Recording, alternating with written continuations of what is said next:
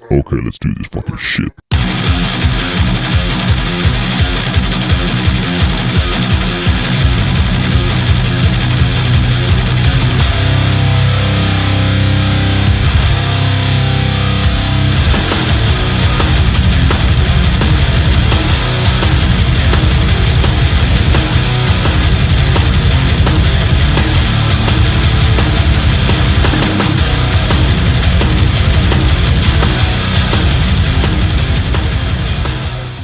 Back to the cage, and we have a UFC Apex show coming up.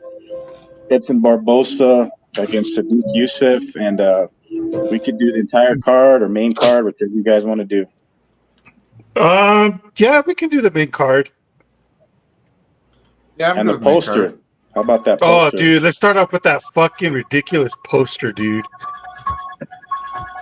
Uh-oh. Hate it.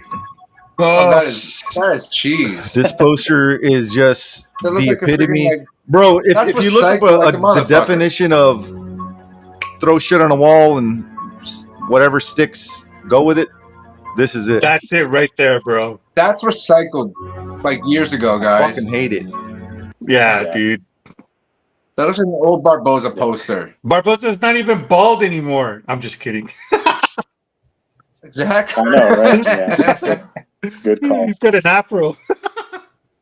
But yeah, the early portion of the card, the prelims, there is some interesting fights. I don't know if you guys do want to start on the main card. Prelim, there is some. You got Terrence McKinney fighting a short notice debut opponent. Terrence McKinney's always action fighter, getting the job done early. Chris Gutierrez, I don't understand how that fight's so low on the card as well. It's the second fight of the night. So, Bro, I'll go through it real quick. Ashley Okay. Yoder versus Emily Ducote. Who you got? Emily. Ashley Yoder. they're both fighting Ashley for Yoder? the jobs. Yeah. She was a teammate of mine before. I got Emily Ducote. They're both coming off of 2 losses in a Two row. losses. Yep. So Yeah, Yoder I hasn't think fought in a while. Yeah. Yoder hasn't fought in like 2 years. Emily Ducote fought 4 months ago, lost a unanimous decision to Lupita Godinez and Angela Hill before that. I'm going with Emily Ducote via the unanimous decision. Yeah, no, I like Yoder in the fight. It's just both ladies are fighting for that contract to stay in the UFC, so it should be a good one. And then Chris Gutierrez versus Alan Tengeli. Chris Gutierrez coming in at minus 250 favorite, plus 195 underdog for Alan Tengeli. I'm going with Chris Gutierrez. I see this finishing. He's going to finish him in the second round. Chris Gutierrez. Yeah, I like Chris because I mean it's short notice. Chris has fought some high-profile guys, so I like. I mean, what's the odds? Rudy said he's a minus 400 favorite. Minus 250 favorite, plus 190 underdog for Alton Gailey. That sounds about right. Yeah, for sure. Gutierrez is my pick in that one.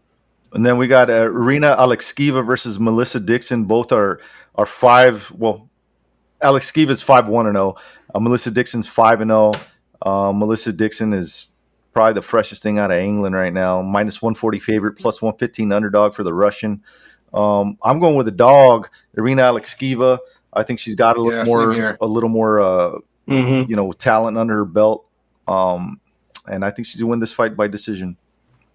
Yeah, she's also the Russian Ronda too. Need not forget. And yep, exactly. She's making her debut, so it's a close matchup. But Alekskiva seems like they got hype behind her to be a potential contender at 135, which they need all the talent they can get now at that weight class because it's pretty open these days. So, and then we got Terrence McKinney versus Brendan Marotte.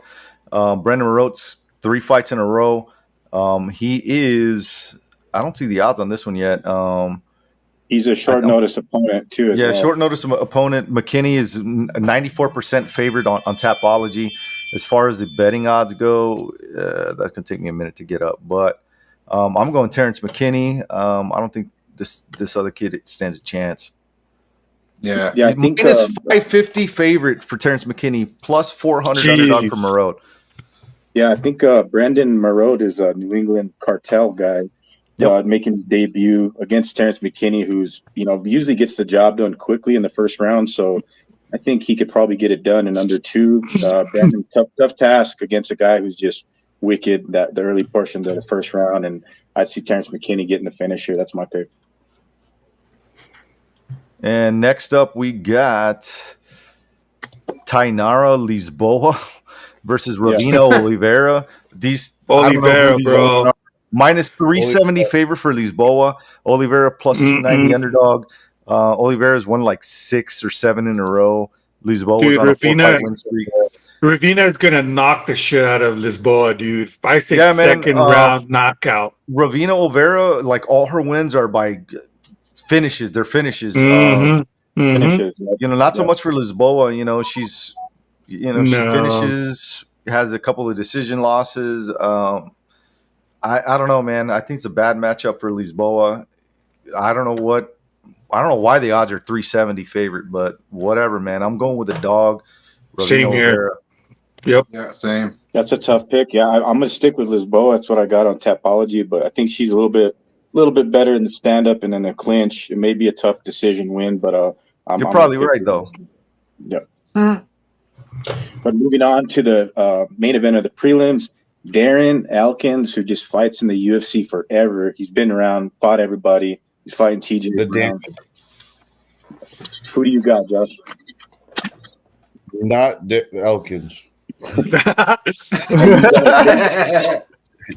to pretty much put Darren Elkins out, like knock him out cold, because you know he's going to be there all 3 rounds. And I mean, I think TJ Brown's a guy that, like, I picked his fights wrong so many times. He's a gicta. Cannot trust him.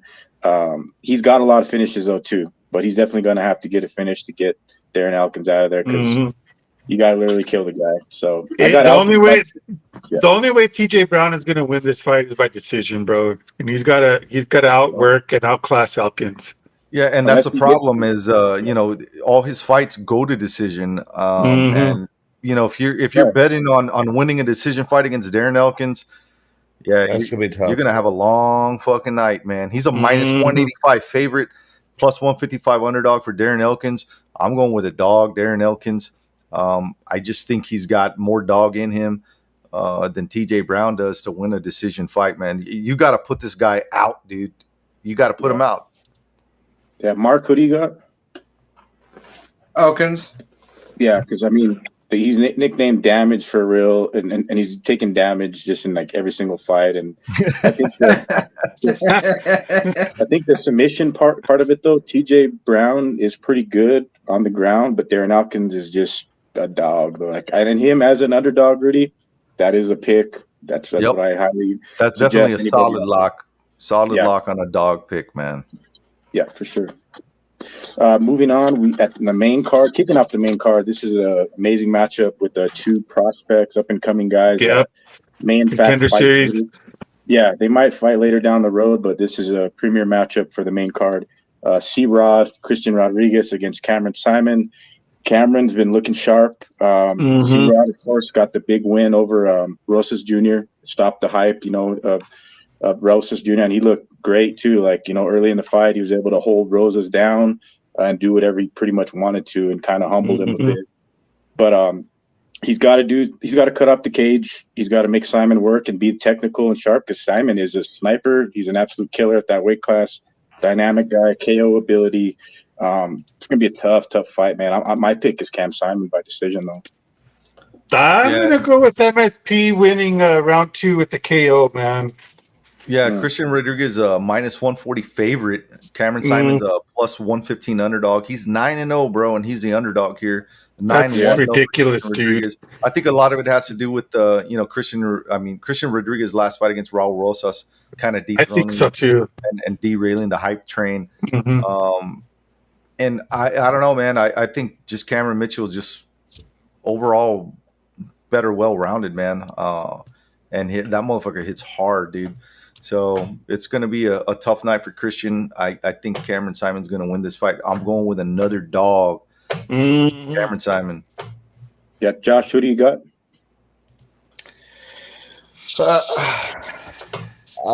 I think Cameron Simon too. I think that one's a good pick for this one. I don't think some of these I don't understand how they get their ratings from. I think they. Bro, I'm wondering that about this next fight. Edgar Chairez versus Daniel Lacerda. They're running it back. The last time it was called a premature stoppage by the ref. Yes, fucking That was Daniel- a true early stoppage for me. Like Daniel Lacerda, I think he's dropped 4 in a row. This would have been his 5th, and I don't know why this fight's even happening, but again, I guess it is. But I'm sticking with my original pick, Edgar Chairez. I think he's going to win this fight.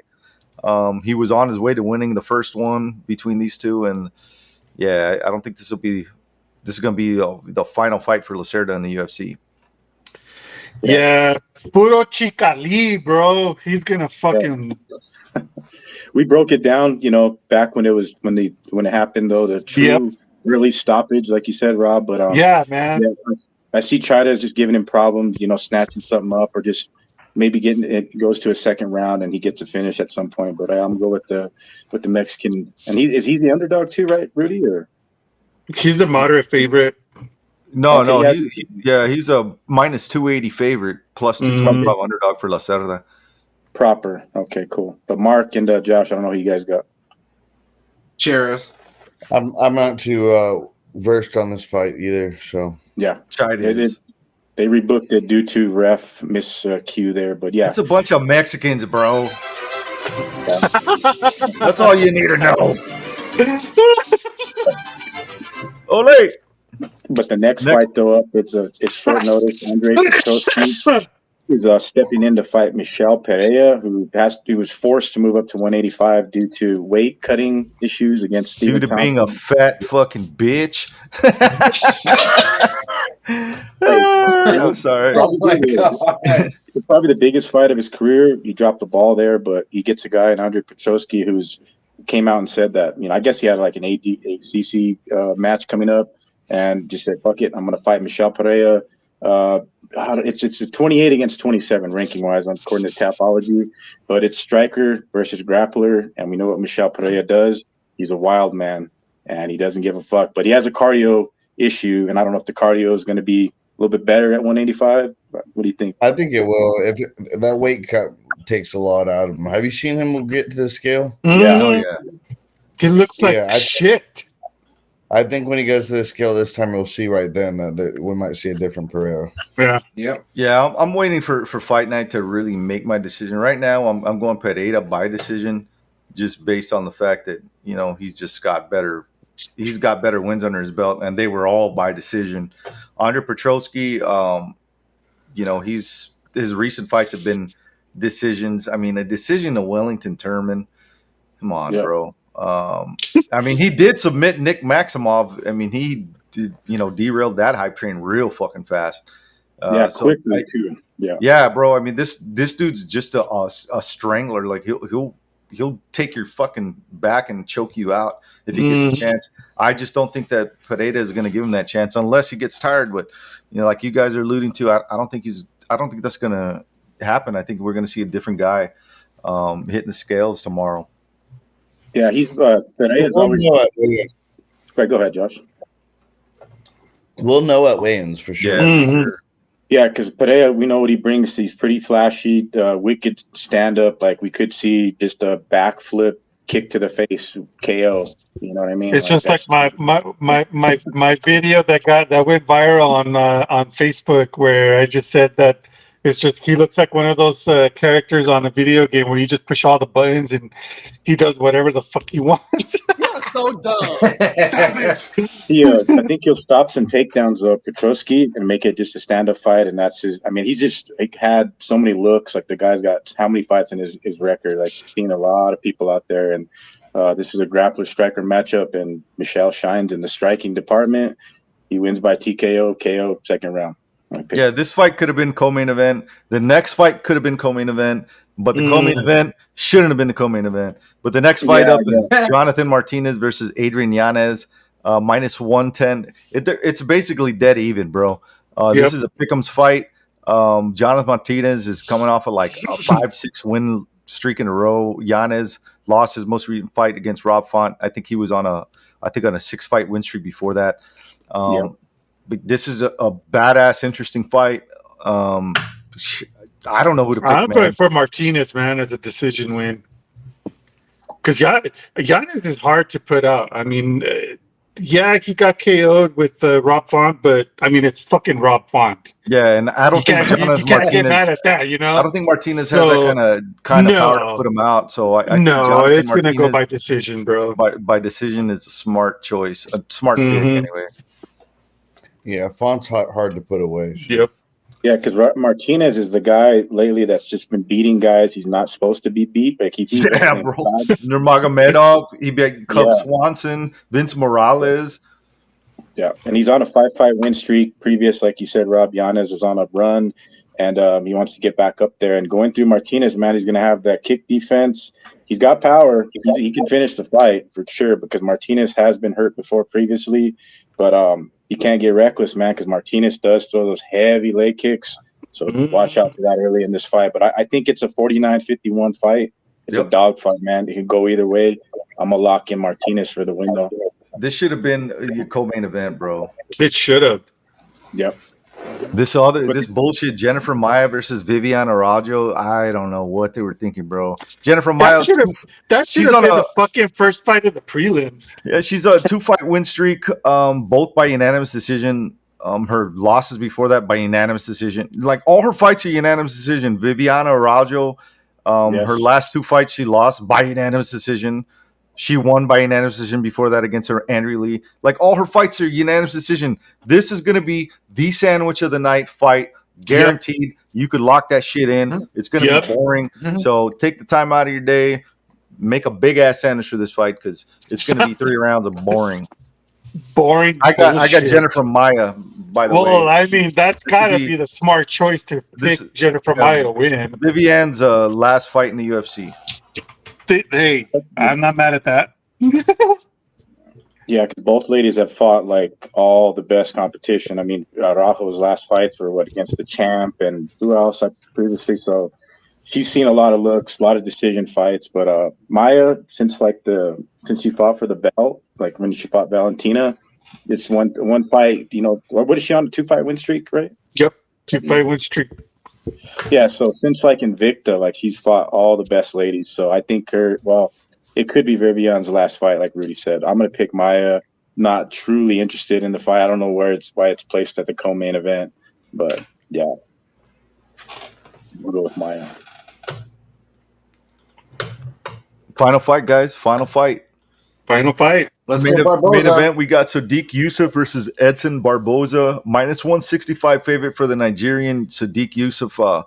Edson Barboza is a +140 underdog. 2-fight win streak for Yusuff. Edson Barboza won his last fight, lost the previous 2 against Bryce Mitchell, unanimous decision, and Giga Chikadze. I don't know, man. Who you guys got? I think this is a very interesting fight. It's 61% on Tapology, going for Yusuff. 39 for Barboza.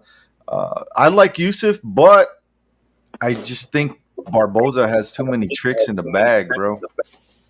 I mean, I got Barboza. Barboza's got the experience. He's definitely got the power. He's taller. He's definitely got ground anywhere you go. But I mean, Yusuff's up and coming. He's younger. He's hungrier. I personally have it for the younger stud. You know, I feel like Barboza's he's paved a good legacy, but I think he's gonna start.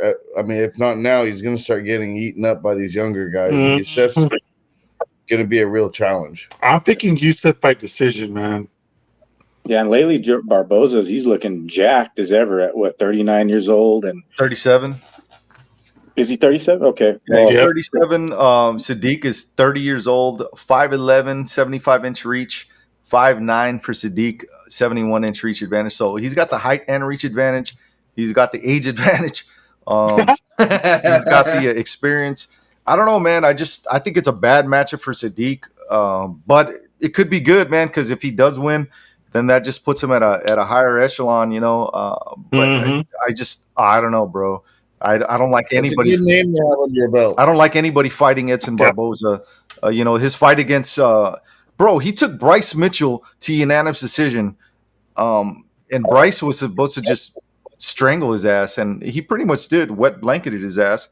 Giga, you know, that was just weird. He beat his ass. But before that, he was beating people's ass, bro. Shane Burgos, he beat Makwan Amirkhani.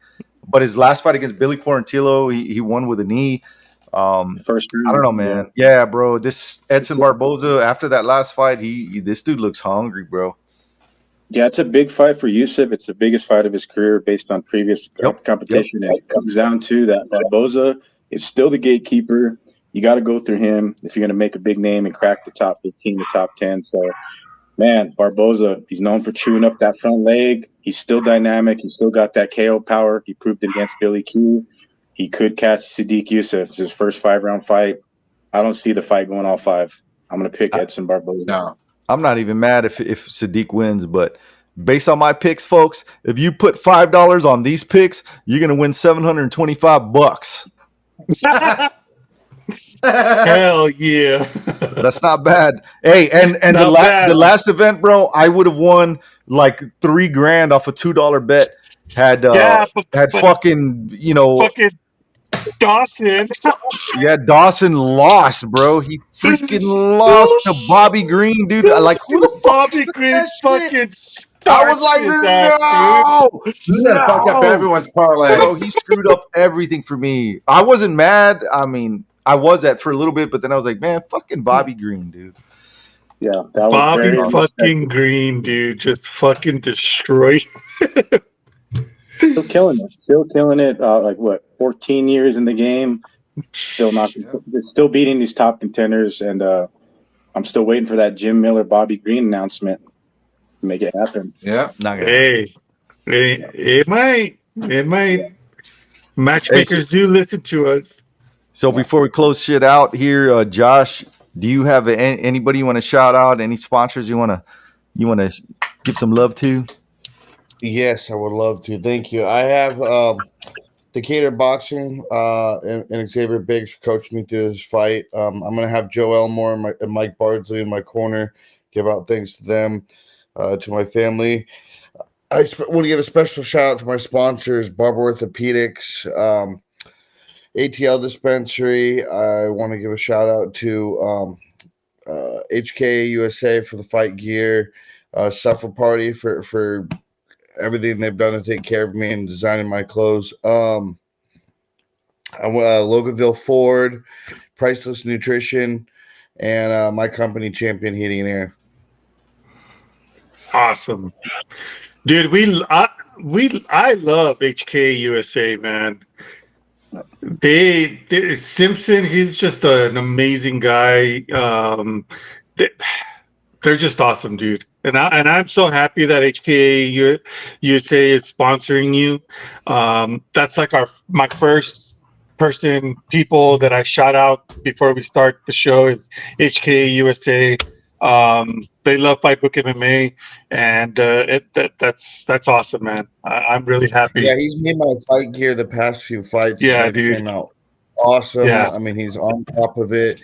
He makes sure the quality is there, and the logos that came out on the back of my walkout gear, like you really see these sponsors now. They're not just in there, you know. Well, look, HK USA, FightbookMMA boxing glove. We got the white ones, we have the black ones. So yeah, dude, I love them. I love HK USA, man. Well, they don't love you back. No, so fuck you, Rudy. Josh, thank you so much, bro, for jumping on, man.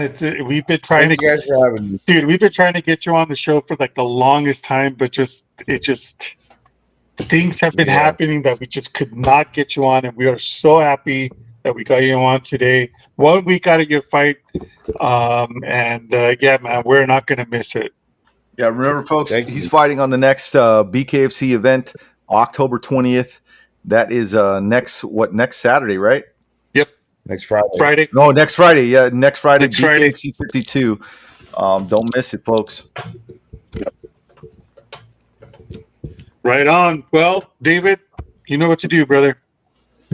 Yes, indeed. Another one in the books. Of course, shout out to Miguel Flores for joining us in the early portion. Josh, we got to do this again. Have you come on, do some picks. Been a pleasure having you on. Best of luck in the next week up training camp. Travel to the event. You can take care of business. We'll talk to you after that. But yeah, another one in the books, boys. Another Thursday night, Fightbook MMA.